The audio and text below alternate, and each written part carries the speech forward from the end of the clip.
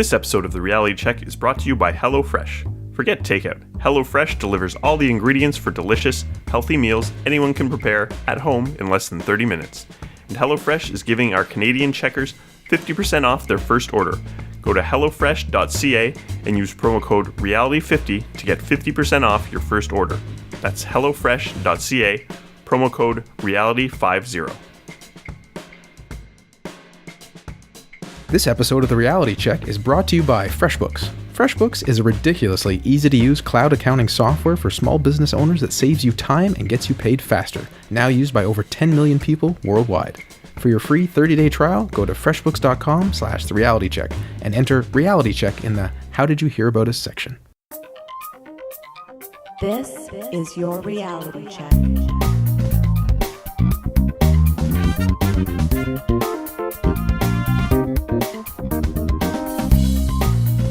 Hi everyone, and welcome to The Reality Check, the weekly Canadian show that explores a wide range of controversies and curiosities using science and critical thinking.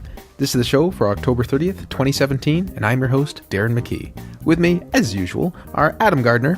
What's up, Cuboids? Christina Roach. Hello.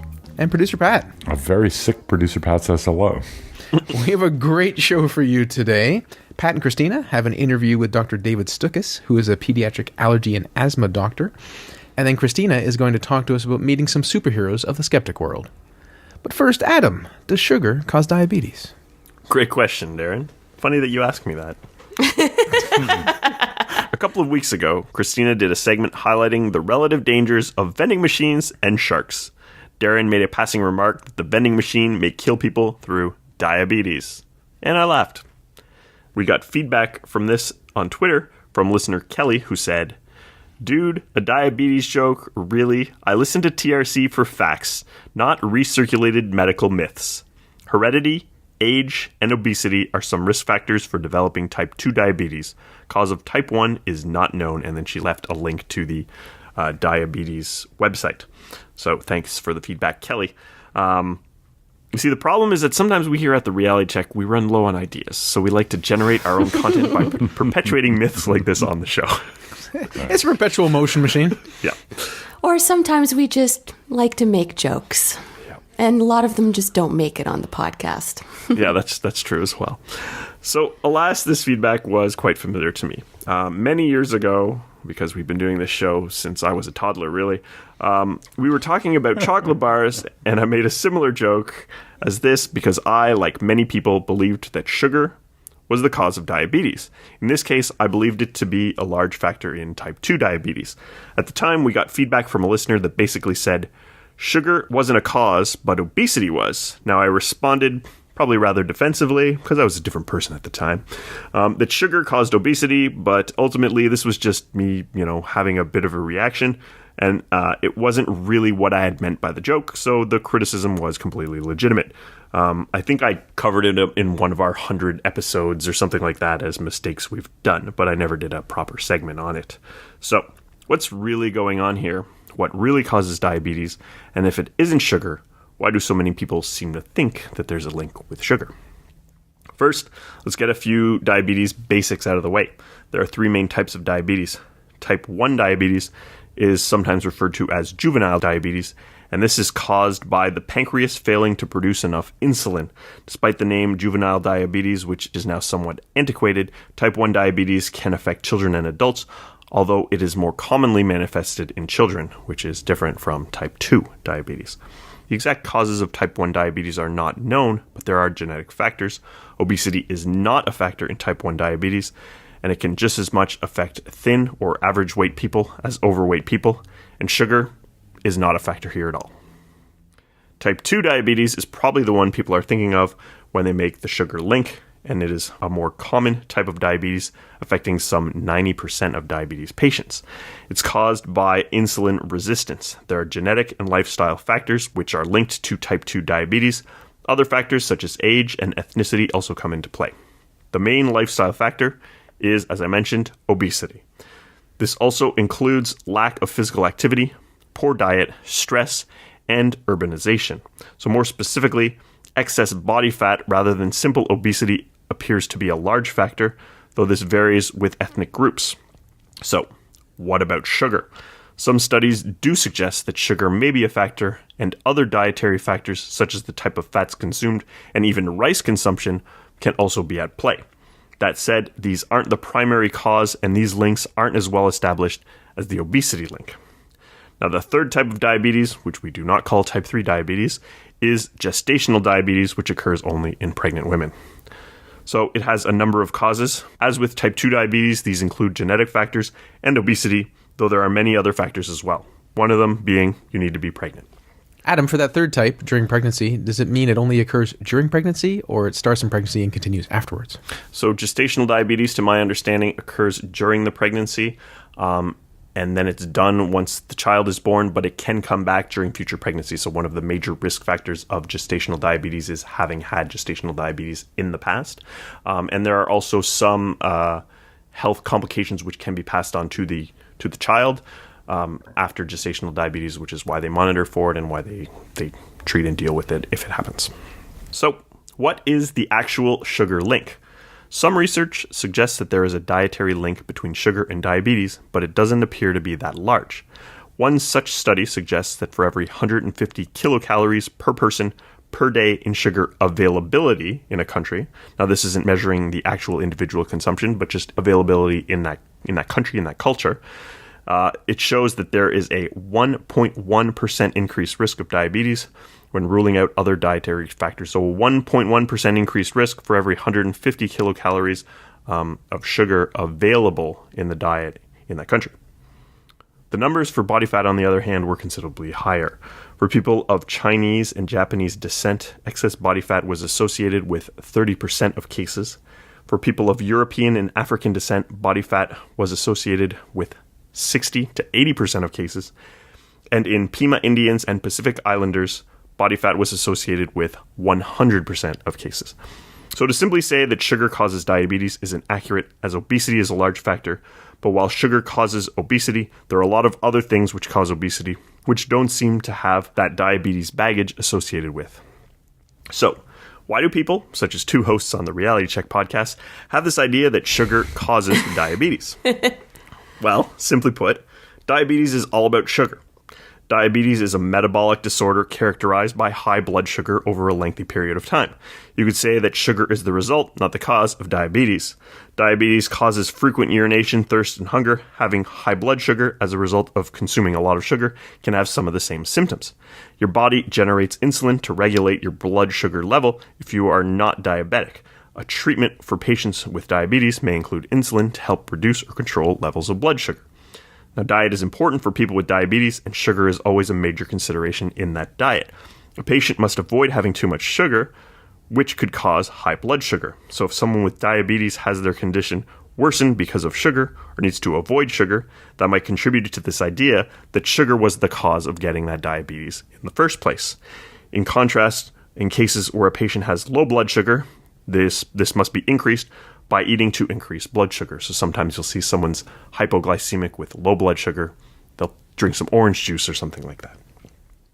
So much to say, diabetes, once someone has it, really is all about sugar. There's a sort of intuitive idea that if diabetes centers so much around sugar, then perhaps sugar is also the cause. Type 2 diabetes is specifically related to insulin resistance. Since insulin is produced to reduce blood sugar, one may be inclined to believe that the resistance would be the result of more insulin production caused by more sugar consumption. But that's not really how it works. But perhaps this is a factor in why people have this misinterpretation. Ultimately, though, all it takes for a myth to spread is for some people to believe it, and then it just gets passed around from person to person. It's just a thing people believe. And then they have to listen to the reality check to get it corrected twice. Does sugar cause diabetes? Yes and no. As we said, obesity is a major factor, and sugar, as well as many other surplus calories, will contribute to obesity, which ultimately increases your risk. That said, there's nothing particular about sugar that makes it a big risk factor for diabetes, as some people seem to believe, though some research has indicated that sugar in one's diet is a mild risk factor. Ultimately, if you're concerned about getting diabetes due to, for example, family risk factors, the best thing you can do to avoid type 2 diabetes and a number of other health risks is to maintain a healthy weight through a healthy, balanced diet and to get regular exercise. I hope that dispels the myth we've perpetuated on our show. By my math, we should be making a similar joke somewhere around episode 700-something, when we'll be due to cover this topic again. The best predictor of the future is the current trend line. Uh-huh.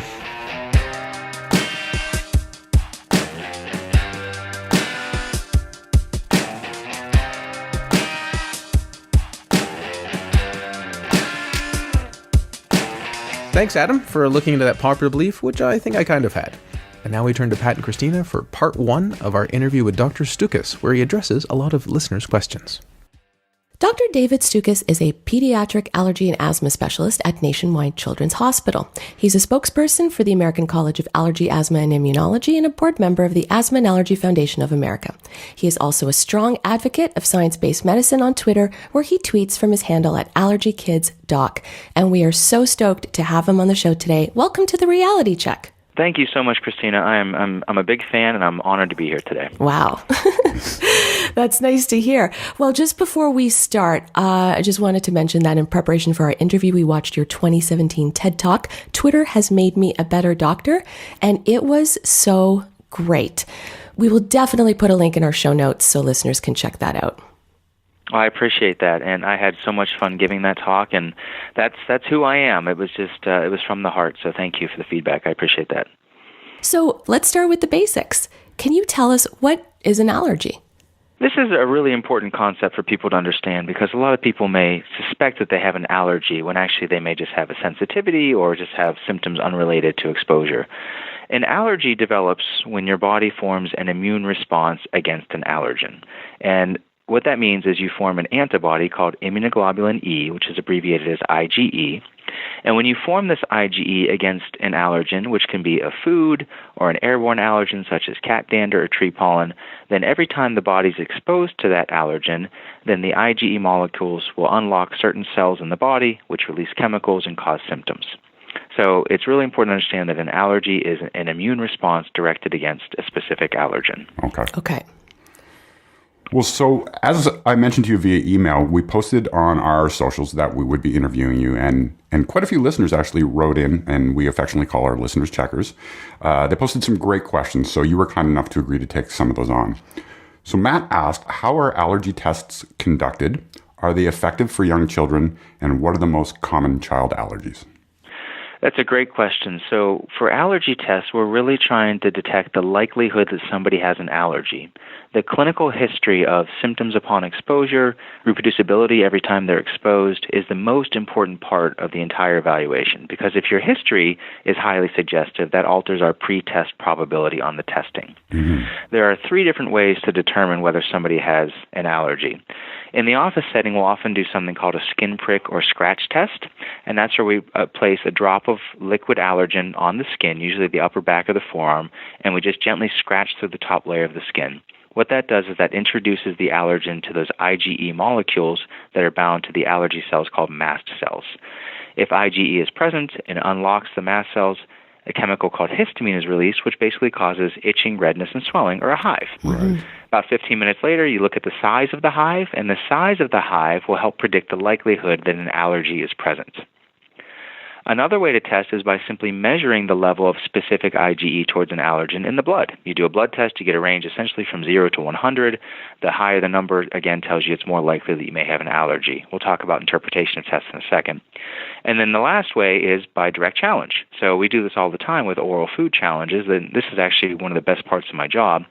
When I'm not sure if somebody has a true food allergy based upon the history, or if our testing is kind of wishy-washy or indeterminate, or if they have a known food allergy which I feel may be going away because their test results have changed over time, we conduct an oral food challenge. And then we expose them to a certain predetermined amount of food protein. If they're able to eat that without developing any symptoms, then they're no longer allergic. So that's the third way to test. Now, testing is reliable at any age. It's a huge misconception. I've heard people say you can't skin test or do allergy testing until kids are 3, 4, 5, or whatever. That's just complete nonsense. If you're old enough to develop an allergy, you are old enough to have a test that determines that you are allergic. So that's the simple explanation of how that works. The other big misconception I hear is that allergy tests are used to determine the severity of an allergy, which is not true. All we can do is predict the likelihood that somebody's allergic, which is why the clinical history is, again, the most important part. Right. There are a lot of false positive test results on testing, especially for food allergies by blood test, especially in people who have other allergies and eczema where they're just making tons of IgE. You get a lot of background clutter and it confuses things. So they're not good screening tests, but they do have a very high negative predictive value. So we tend to believe the negative results, and we always have to interpret the positive results in the context of the clinical history. So there you go. And so what are the most common ones for children? Well, in regards to food allergies, milk and egg are the most common food allergens. It's not actually peanuts or tree nuts. We don't see that until kids are a little bit older, past school age. So for infants and younger children, it's more milk, egg, and we also see wheat and soy as well. And another misconception with allergies is we typically don't see kids develop environmental allergies until they're a little bit older. Kids may have indoor allergies beginning at the earliest around 9 to 12 months of age to things like dust mites, cat and dog dander. But we really don't see outdoor pollen allergies till kids are about 2 or 3, simply because they just have to be exposed to those pollens for a couple of seasons before they can become allergic to them. Hi all, Producer Pat here. We'll get back to the show in a second, but first a few words about our sponsors. We've used HelloFresh a few times now, and it really is pretty cool. A box shows up at your front door with step-by-step instructions and exactly the right amount of ingredients. There's no waste, just delicious meals.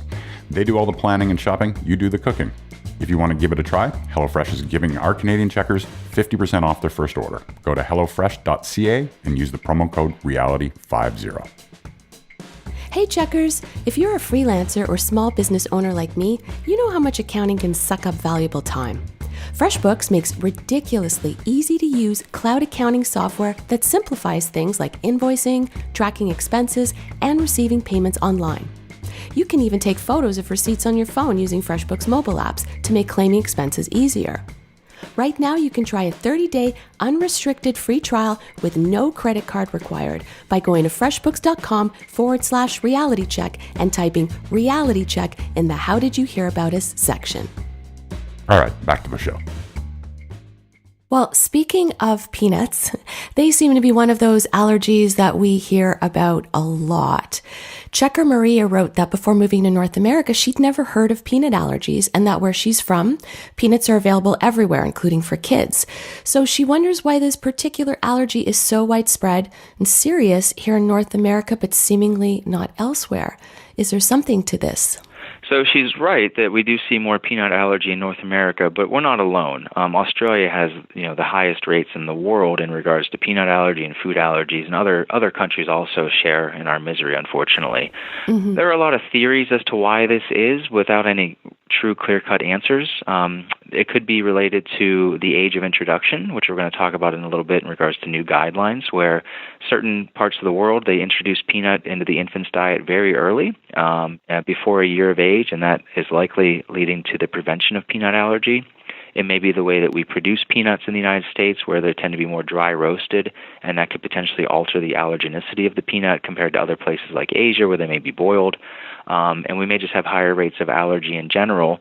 There's also been studies that have been looking at vitamin D levels, and as you move farther away from the equator, our vitamin D levels get lower and lower, and then we have higher rates of associated allergies with that as well. So interesting. That's interesting. Yeah, it's very interesting, and there's a lot of different parts of the equation, a lot of different ingredients that go into the recipe that determines who does and does not develop an allergy. So there's a lot of very smart people working on ways to figure this out, but we don't have any one specific answer. Well, so you mentioned guidelines, and in preparation for our discussion, I was doing a bit of reading about peanut allergies and stumbled on a Slate article, and they were talking about new guidelines from the National Institute of Health, and they're suggesting that you should expose children as young as 4 months to peanuts. And this seems to be counter to previous guidelines, and sure enough, it turns out that you're one of the co-authors of these new guidelines. So why the change? Yeah, so I was honored to be part of this group that put together these new guidelines. And what this really stemmed from was really a lack of evidence in regards to when the best timing of introduction should occur. Old guidelines from 20 years ago used to say no dairy till 1, no eggs till 2, no nuts or seafood until 3, and then for any mother who's pregnant or breastfeeding, avoid all of those foods until your baby's born. Well, it turns out that was really based upon expert opinion because we didn't have much evidence to support it at the time, and those those were actually relatively quickly reversed. And in the year 2008, the American Academy of Pediatrics published new guidelines basically saying, it's okay to give all foods beginning around 4 to 6 months of age, including allergenic foods like peanuts and milk and egg and things like that. Well, of course, the previous guidelines are the ones that took hold, and those are the ones that sort of are pervasive throughout our society, and that's what pediatricians and family practitioners have been educating families on. Well, about 10 years ago, some very smart researchers out of the United Kingdom identified an association of early peanut introduction in babies living in Israel who had very low rates of peanut allergy compared to those living in the United Kingdom who avoided peanut until they were above a year of age and had much higher rates of peanut allergy, tenfold higher, in fact. Wow. And then they conducted a study called, it was the acronym, the LEAP trial, Learning Early About Peanut Introduction, which was published in the New England Journal of Medicine, where they actually randomized 640 infants with eczema and or egg allergy, so infants at high risk to develop peanut allergy in the first place. Half the group avoided it, the other half ate it 3 times a week until they were 5 years old.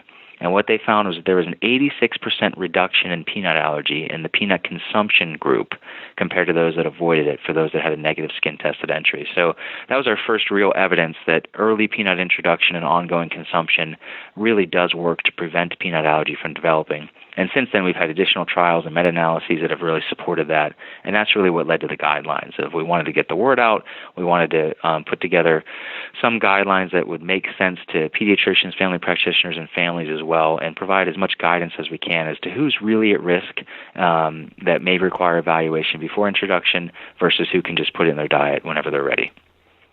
So if I understand what you said, that's fairly peanut specific, but this is other foods as well. So one of our co-hosts, Adam, the father of a 7-month-old, and he's saying that he's hearing changing information about when to introduce certain kinds of foods when it comes to allergies. So he says that they're starting to share some of the food that they eat now, but does this kind of hold true for everything? You should expose your kids to whatever it is that you eat? Yeah, that's the current thought process, but we don't have official guidelines or recommendations for that just yet. Okay. The data regarding early egg introduction looks fantastic as well, so I think that's going to be coming pretty soon. And then Australia just released guidelines basically saying that, introduce all of these foods beginning around 4 to 6 months of age when the infant is already eating other foods, showing interest and able to sort of chew and swallow without posing a choking hazard or anything like that. And then, of course, I'm sure your listeners are well aware, but I want to emphasize a very important point. Never, ever, ever feed an infant a whole or partial peanut because those are choking hazards. We want to avoid those and use other products such as peanut powder, thin peanut butter, or peanut snacks and peanut puffs, things like that.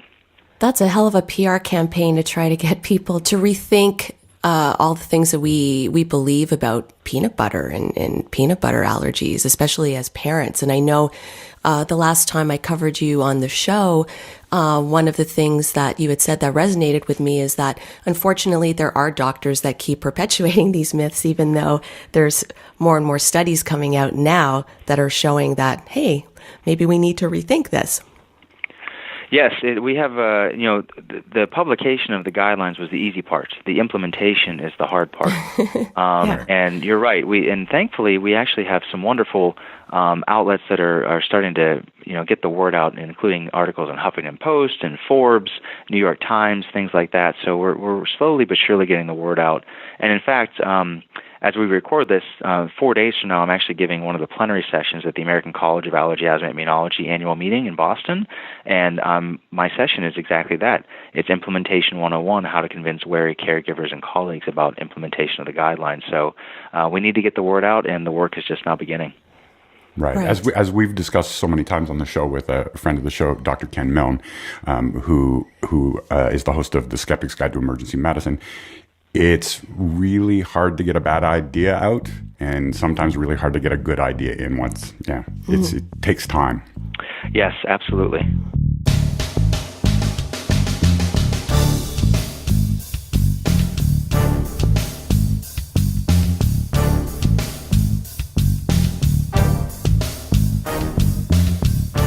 Thanks, Pat and Cristina and Dr. Stukus. I look forward to part 2 next week. And now, Cristina, Halloween-themed and superheroes all around, tell us about a time where you met Bat Doc and Wonder Woman. So a couple of weeks ago, we were all invited to a shindig at Dr. Ken Milne's home, a couple of hours outside of Toronto, and Pat and I were able to go. Frequent guest and friend of the show, Ken, aka Bat Doc, is an emergency medical doctor and the host of Skeptic's Guide to Emergency Medicine, or the SGEM for short. The party was in honor of Dr. Jen Gunter, who many checkers know I've cited several times when covering Gwyneth Paltrow's GOOP blog and the pseudoscience it perpetuates. Gunter is a US-based but Winnipeg-born OB-GYN and blogger at Wielding the Lasso of Truth. She was in town to speak at her alma mater's homecoming, so Ken interviewed her live for his podcast during the party, which was loads of fun. Gunter has become one of media's go-tos for her expertise when journalists want to fact-check GOOP's dubious claims. During the party, Ken threw to us for a question, so we're going to play a clip of my Q&A with Dr. Gunter. And I know that the Reality Check podcast wants to ask something because you came in and said you were a big fan and had been talking about Jen on the show quite often. So if you grab the blue microphone, we'll be able to capture it. I actually thought of making a shirt with her face on it, and that would be my superhero shirt. And then you'd be Wonder Jen.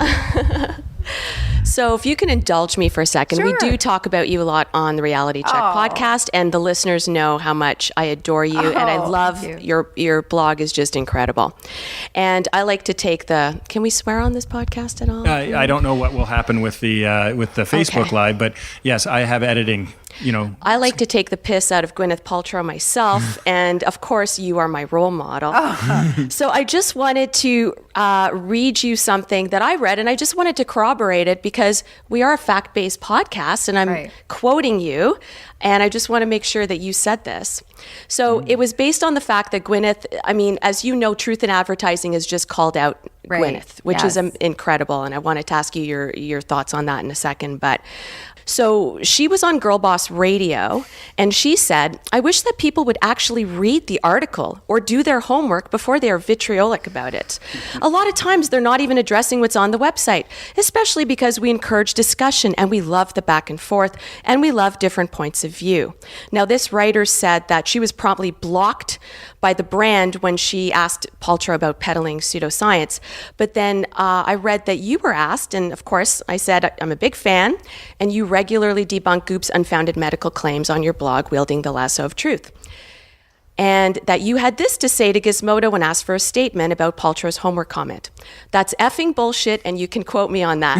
Yes. I would imagine that. Absolutely. That's absolutely true. Yeah. So it was a really interesting exchange. So the journalist covered she's moved on to a different publication. Great journalist. I can't think of her name, but which I feel really bad about. But she covers science and actually a lot of space stuff.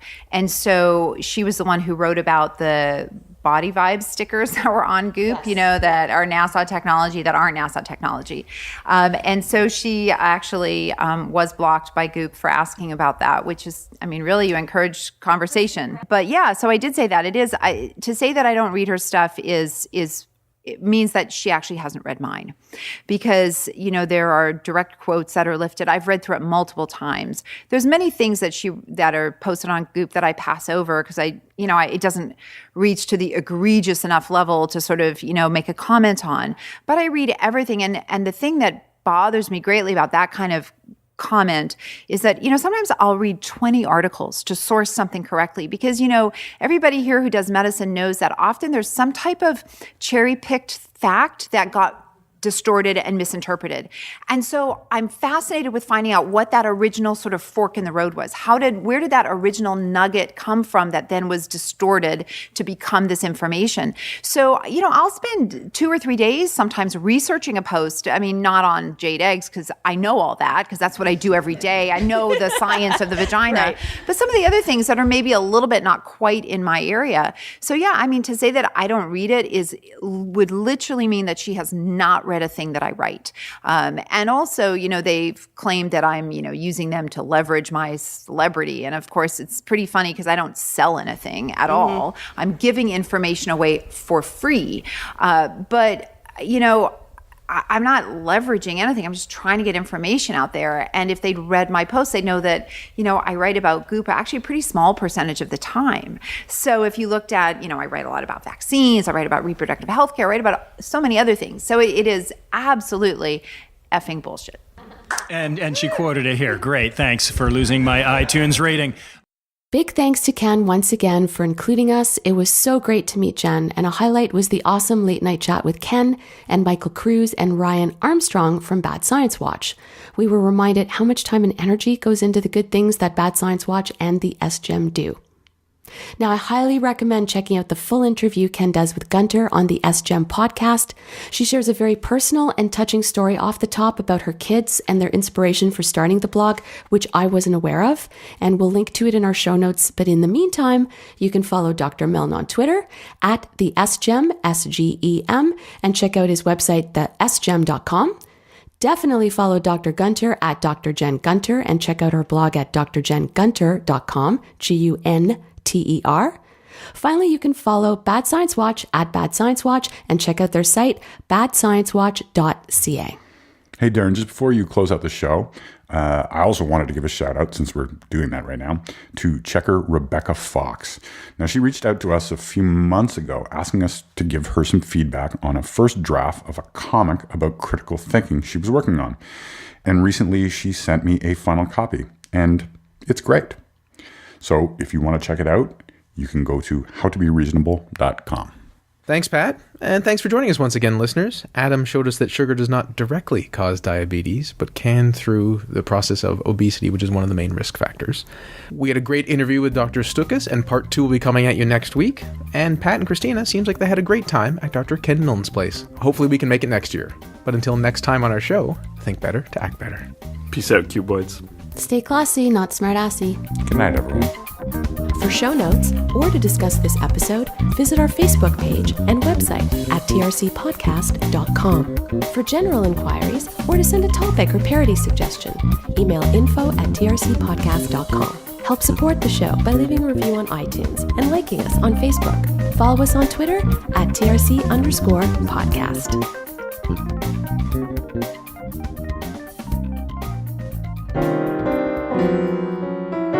Outtakes. So if you listened 2 weeks ago and you didn't listen to this week's show, how are you even hearing me say this? Oh. Boom, mind blown. Pat, can you edit that into 2 weeks ago's episode and just put it back?